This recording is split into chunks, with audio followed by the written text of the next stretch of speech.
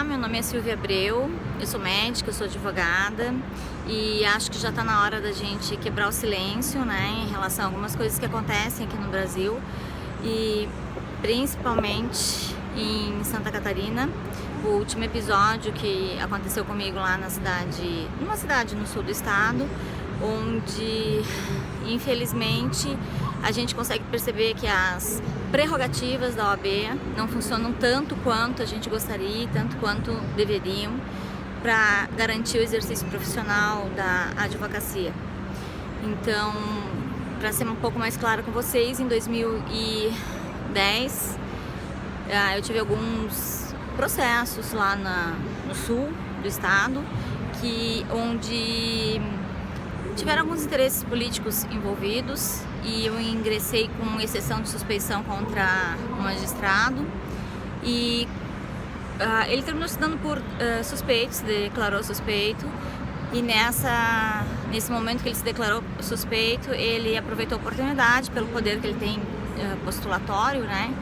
E terminou xingando a advogada para mostrar para todos os outros advogados que esse é um tipo de recurso legal, mas que não deve ser entrado. Ou seja, é uma forma de inibir o exercício profissional.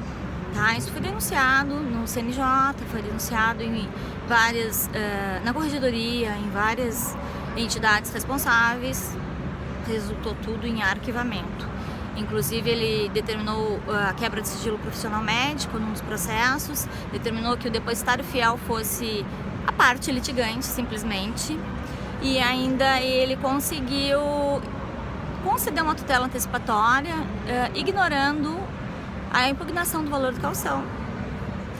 E ele conseguiu também ignorar os fatos novos, ou seja, uma perícia judicial que comprovava que a parte litigante era a parte que realmente estava errada no litígio, estava agindo de forma errada. Inclusive teve uma sentença nesse processo de primeiro grau que foi anulada, onde o juiz já falava isso, que simplesmente a parte litigante fabricava fatos e fabricava provas indevidamente e conseguiu caracterizar isso tudo com provas documentais, tá? Então, depois disso, ainda reforçado pela perícia, esse outro juiz, tá, que foi colocado lá, porque o juiz de lá virou desembargador, né?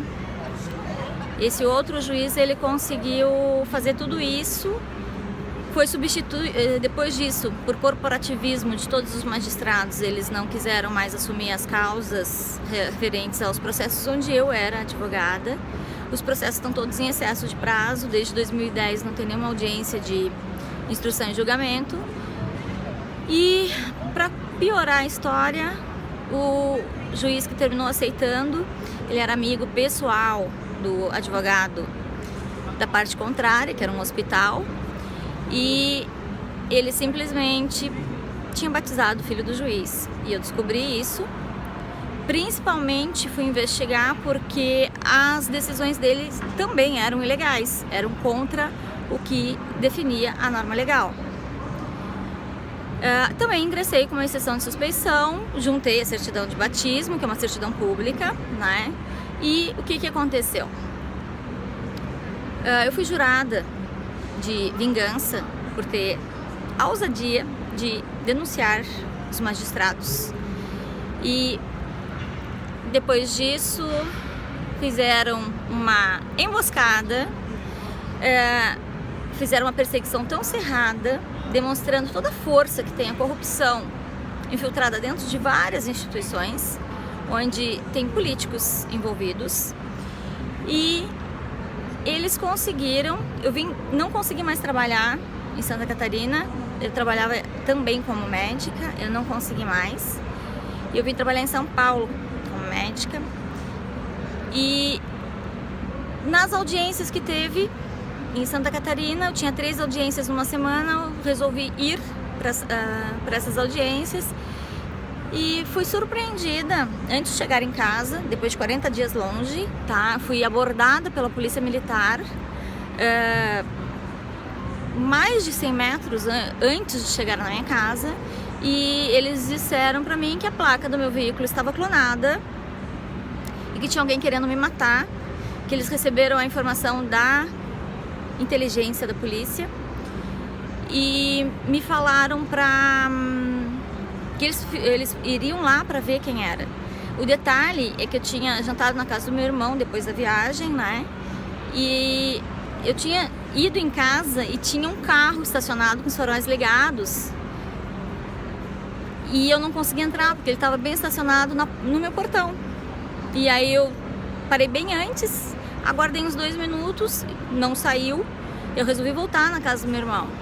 Dei o azar dele estar no banho. E a minha cunhada me atendeu, abriu a janela, me disse que ele estava no banho. E eu disse, ah, deve ser coisa da minha cabeça, né? Um carro preto parado lá na frente. Aí no momento da abordagem, óbvio, né, que eu já estava assustada com o carro. A polícia militar me disse que estão querendo me matar. Eu dei a chave da casa, dei a chave do meu escritório para eles, que funciona no mesmo local. E eles disseram que não, que eu tinha que acompanhar. Eu resisti, eu disse, não, como é que a vítima vai ir no local que estão querendo matar ela? É impossível, eu não vou pra lá. Aí eles, não, tu vai, tu pode confiar, a gente é a polícia militar, a gente tá aqui pra defender você.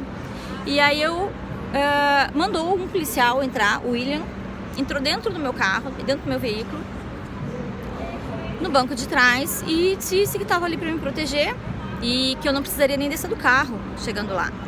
E aí eu fui para casa e fiquei dentro do carro e um outro policial veio e me pediu como desativar o alarme. Aí eu ensinei ele a desativar o alarme. Ele vistoriou a minha casa em menos de 2 minutos, voltou na rua onde eu estava com o William e disse pra mim que não tinha nenhum problema, não tinha ninguém, não encontrou nenhum suspeito dentro da casa e se tinha sótão na casa. Eu disse pra ele, tem, mas o sótão tu nem te preocupa porque não tem acesso até lá, fica no 2º andar, não tem nem escada pra chegar lá. Quando eu me mudei, que precisaram colocar umas caixas excedentes da mudança, eu tive que pedir emprestado pro vizinho, eu não tenho escada pra chegar lá. E aí ele olhou pra mim e disse, a escada está aqui. Fazia 40 dias que eu não chegava em casa, ou seja, eu ainda não tinha entrado em casa.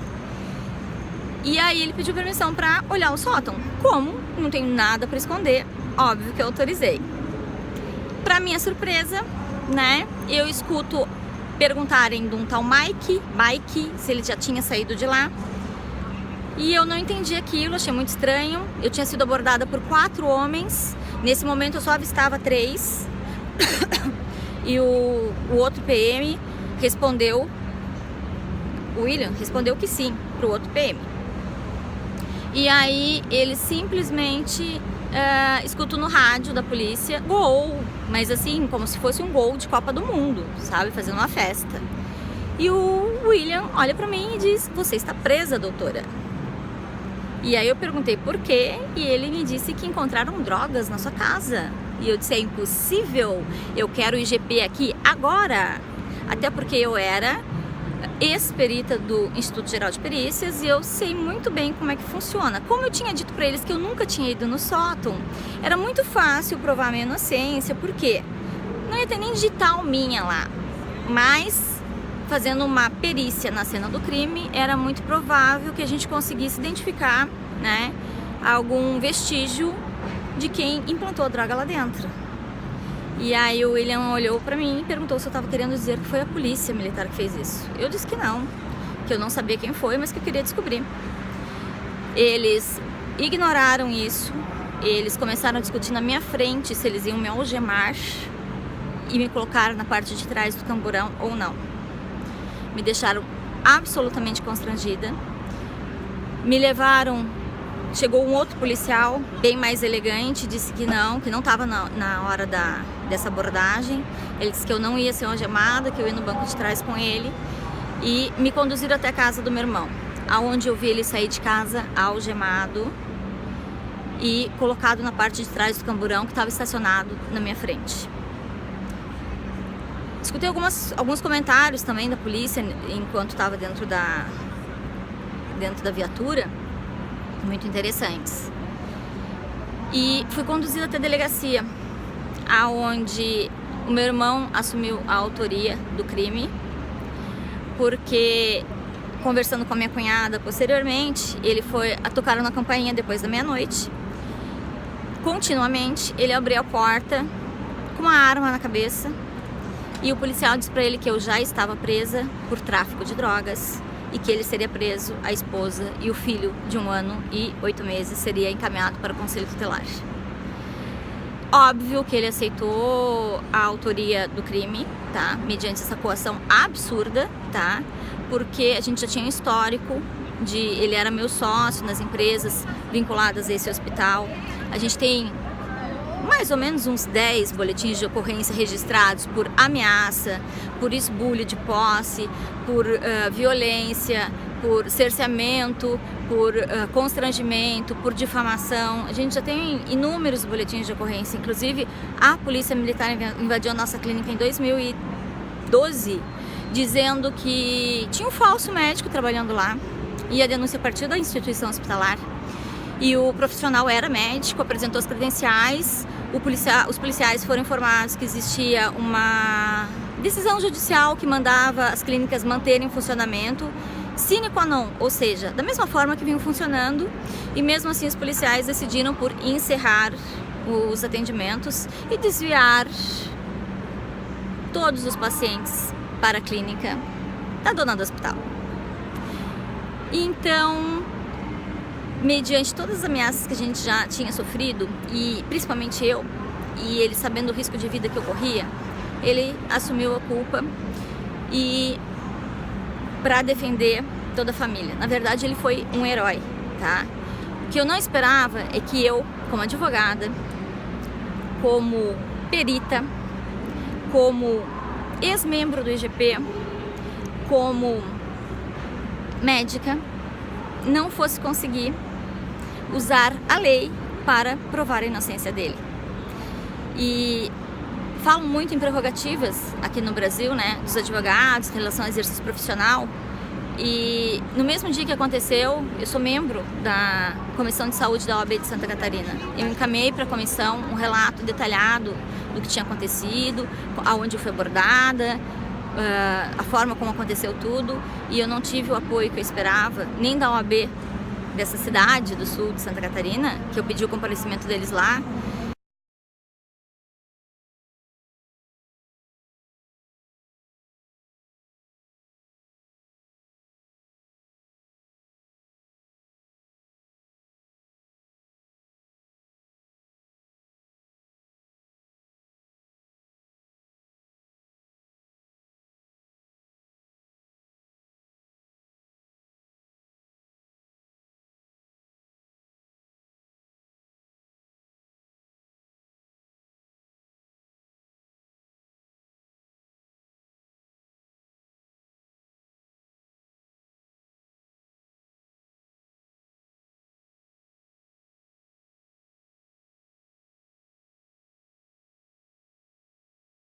E muito menos da seccional do estado. Óbvio, né, que deve ter alguma influência política também fazendo esse freio, né, na própria advocacia catarinense, mas infelizmente eu fui ameaçada dentro da delegacia que meu nome e minha imagem estariam vinculados ao tráfico de drogas no outro dia, tá, por um policial militar. Nesse mesmo momento eu levantei e disse para ele que não se atrevesse a fazer isso e que eu realmente queria a OAB ali imediatamente. Perguntei o nome dele, não foi fornecido. E antes de eu terminar meu depoimento, o meu nome estava vinculado, assim como meu irmão, minhas fotos do Facebook, vinculados com tráfico de drogas, com muitas drogas, muitas que não foram nem faziam parte daquela apreensão. Eles disseram de forma controvertida que acharam maconha lá dentro, que estariam em sacolas. Eu não tinha acesso visual da rua ao sótão, tá? Então qualquer inspeção na casa consegue perceber que quem tá na rua não consegue ver o sótão. E o rapaz disse que a porta do sótão estava aberta, o policial, né? E um dos policiais disse que saíram em sacolas. Eu vi sair um saco de ráfia branco, eu não vi o que tinha dentro, e eles disseram que era droga, tá?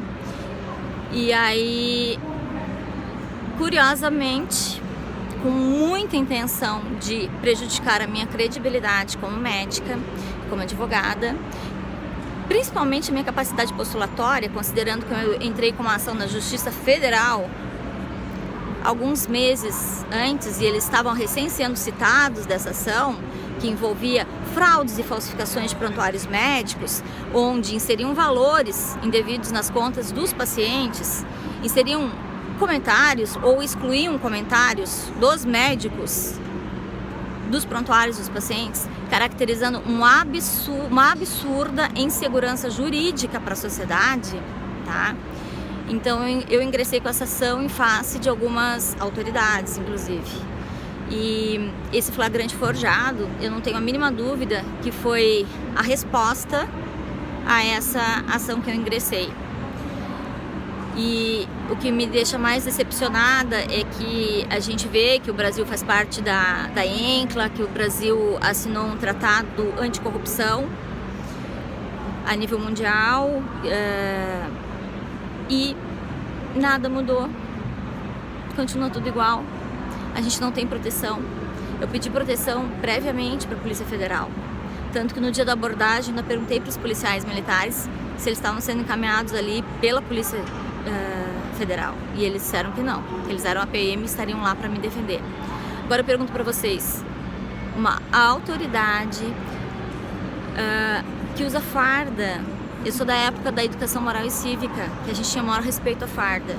Como é que a gente vai ter respeito, tá, por uma polícia que nos coage, que mente, tá, que disseram na delegacia que foi uma denúncia anônima? Detalhe, o 5º Batalhão já desmentiu, não teve nenhuma denúncia anônima naquele dia, vinculado ao nome do meu irmão. E eles disseram na delegacia que foi uma denúncia anônima, que o meu irmão estaria comercializando droga, que ele estaria o dia inteiro em casa. E a gente conseguiu comprovar tudo, tá? Graças às imagens dos supermercados e do fórum de Bituba e declarações das pessoas que estavam no fórum, e eu e meu irmão estávamos lá desde as 2h30 da tarde, nós conseguimos provar que é tudo mentira da polícia. O que acontece, gente? Aquele juiz lá de trás que anunciou a vingança que faria contra mim, tá? Foi ele que expediu o mandato de prisão em flagrante do meu irmão, revertida imediatamente para prisão preventiva. E aí vocês pensem, eu fui ameaçada se ingressasse nos autos, tá, desse processo, logo depois que eu notifiquei a Delegacia de Polícia Civil pedindo as filmagens da delegacia para mostrar que eu fui realmente agredida, porque o meu depoimento eu pude falar no máximo 27 segundos, e a delegada, que foi a mesma que mandou arquivar a denúncia que eu fiz das fraudes e falsificações de prontuários médicos, a delegada simplesmente, na sua manifestação, ela disse que foi tudo ilusão minha, foi tudo fantasia. Então, como existe uma prova muito fácil, que é só pegar as filmagens de ambiente, eu notifiquei a delegacia solicitando, e notifiquei também o 5º Batalhão solicitando os registros do GPS das viaturas. E eu solicitei também as conversas de rádio e as conversas dos celulares operacionais da Polícia Militar. E restaram todas as minhas solicitações negadas, embora exista lei que determine o meu direito de acesso à informação da abordagem onde eu sou parte, onde eu estou envolvida. Então, a negativa deles foi totalmente injustificada, e nesse momento que eu fiz essa notificação, a minha família recebeu uma ameaça que, se eu continuasse me movimentando no processo, o meu irmão apareceria morto no presídio de Tubarão, com a seguinte desculpa: se envolveu em briga, simples assim. E aí a gente passa a ser submetido a uma situação extremamente vexatória, tá? Onde a credibilidade profissional vai à tona. Você pede auxílio para instituições, inclusive eu tomei conhecimento de um programa de proteção à testemunha, onde o TRF4 está encabeçando. Tentei acesso, não consegui, eles mal sabem falar o nome do programa lá. E solicitei ajuda no Conselho Federal da OAB, mas até o momento, efetivamente, eu não tive ajuda. Estou ingressando hoje, tá? Com um pedido no STF de uma reclamação. Infelizmente, o nosso STF também bloqueou muito o acesso da população a eles, pelo número de processos, pelo pouco número de ministros que tem lá. Mas eu consegui achar um precedente, uma súmula vinculante, né, que dá o direito do meu irmão ser libertado imediatamente e o processo extinto, tá? Só que essa extinção do processo não vai levar os verdadeiros culpados e os verdadeiros criminosos a pagar nada. Então, eu vou tentar proteger a vida da minha família e eu juro para vocês que eu vou tentar continuar lutando para conseguir um bem maior para toda a sociedade. Porque esse tipo de profissional, esse tipo de agente público solto nas ruas, ele é um perigo nacional. Porque na medida que eles são funcionários públicos, a palavra deles tem um valor absurdamente alto. Eles têm uma presunção de veracidade em tudo que eles falam, em detrimento de nós. Então eu vou lançar também uma campanha, tá, para o povo inteiro do Brasil, mas principalmente para o povo daquele estado que vive em condições miseráveis, que tem as casas invadidas de madrugada pela polícia, porque um carrinho apareceu arranhado. E aí as famílias, as crianças, as esposas ainda são ameaçadas de todos os dias de madrugada eles aparecerem para atormentar a vida das pessoas. E então, ameaçando, inclusive, instigando o povo, inclusive, a fazer atos criminosos. Pode ter certeza, cara. Pode ter certeza. Pode ter certeza. Não vou delegacia, não vou informar, não, cara. Quem fez isso aí comigo aí, eu pode ter certeza. Ô, Johnny. Eu vou arrancar a cabeça, irmão. Vou arrancar a cabeça. Tu sabe que a gente não veio aqui de graça. Tu sabe que a gente não veio aqui de graça. Tu sabe disso. Tá? Eu trabalho 2 anos em Tubarão, não sabia nem, eu só sabia que era a tua casa, não sabia nem como é que era aqui dentro. Agora, tu mexer com o carro de polícia, Eu não mexi, e senhor, cara. tu tá arquitetando. Óbvio que tu não mexeu, A gente óbvio que tu sabe, não mexeu. Johnny.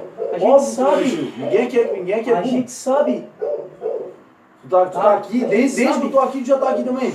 Então ninguém que é burro, óbvio que tu não mexeu. Eu sei que tu não mexeu. A gente não veio aqui Se de eu quisesse graça. pegar o cara que mexeu, ia ficar em 500 casas aí de vagabundinho pé de chinelo, e um deles foi, óbvio. Eu sei que não foi tu. Mas eu quero saber quem foi que mandou. Quem foi? Com quem Quem tu foi mandou. que fez? E quem que tu mandou. Por que eu Eu mandei? só quero saber quem que tu mandou. Por que eu mandei? Não, nem isso eu quero saber. Eu quero Ô, saber senhor. quem. Ô, senhor, então Vocês podem estar, escuta aqui, vocês podem ter cuidado com essa porrada de tentativa, de atentado, de abafado, eu nem tô cagando dentro. Se vão dar, que nem ele falou, se vão dar tiro em fórum, se vão dar tiro em delegacia. Então, os caras da delegacia vocês nunca viram aqui, né? Porque não vem no trabalho porra nenhuma. Se for dar tiro em fórum, foda-se, o juiz tá lá dentro sentado. Cara, pode pipocar aquela merda lá. A hora que vier, começar a pegar. E se for pra dar tiro em polícia, que dê tiro em polícia trabalhando. Eu fazendo meu trabalho, fazendo o teu, quer fazer merda. Escuta, tu faz. É uma coisa é outra. Se eu morrer, se tu morrer, cada um tá no seu serviço de um jeito ou de outro. Foda-se também, tá valendo. Agora ir lá no meu carro, que não tem nada a ver uma coisa com a outra, ir lá e arranhar o meu carro de fora a fora, aí é diferente. Aí é a mesma coisa que eu vim aqui, pegar a tua mulher e encher de porrada porque eu não gosto de ti. Uma coisa que não tem nada a ver com a outra. O meu carro tava lá em casa Vocês de boa. são muito na de rua, lei lá, do crime, fiz bababá. claro, inteiro o carro. Não sabe disso aí, porra? Aí agora eu vou vir aqui pra tirar essa situação. Tá o seu... Coisa pra Fala pra caralho, mim que é isso, tá? bicho aí. Fala pra Coisa mim. pra caralho. Fala pra mim que é isso, Agora eu bicho. quero saber quem foi que arranhou o meu carro inteiro. Ô, senhor, pelo Eu amor quero de saber. Deus, cara, eu nunca Se eu mexi não com souber, você. isso já aconteceu hoje, vai acontecer amanhã, vai acontecer depois e vai acontecer Ah, mas depois. pode ter certeza. Até eu saber quem foi que Pode ter usaram. certeza, o senhor Eu não nunca- sei, cara, meu Deus, cara, eu nunca Tu mexi sabe com que eu vocês, não vou cara. dar monte. Eu nunca mexi com... Então a campanha que eu lanço é o seguinte: pessoal, vamos nos defender, tá? Antigamente, uma filmadora era uma coisa muito cara. Hoje em dia é muito barata, dá pra comprar em várias prestações. Assim como, a única coisa que eles têm medo, tá, é do registro. É que esteja filmado o procedimento ou filmado os atos de corrupção, os atos de improbidade. Então, vamos ajudar eles. Vamos começar a filmar todos os lugares. Tem filmador em casa? Bota uma direcionada pro interior do imóvel e bota outra pra rua. Um dia você pode estar salvando a vida do seu filho, do seu vizinho, E um dia você pode ser salvo pela filmagem de um vizinho, de um amigo, de um conhecido ou até de um desconhecido, tá? Enquanto o povo tiver medo e se encolher perante esses atos de improbidade, a nossa sociedade nunca vai evoluir e as pessoas boas vão ser obrigadas a sair do Brasil. Então tá na hora do povo se antenar, parar de votar em político vagabundo, tá? Tem que começar a escolher decentemente e as pessoas de bem têm que começar a se dar conta que não é não gostar de política. A gente precisa da política, a gente precisa se envolver na política para mostrar o que é moralidade, porque até hoje eles não sabem, eles não conhecem, tá? Em breve eu mando mais notícia para vocês. Até logo e boa sorte para nós.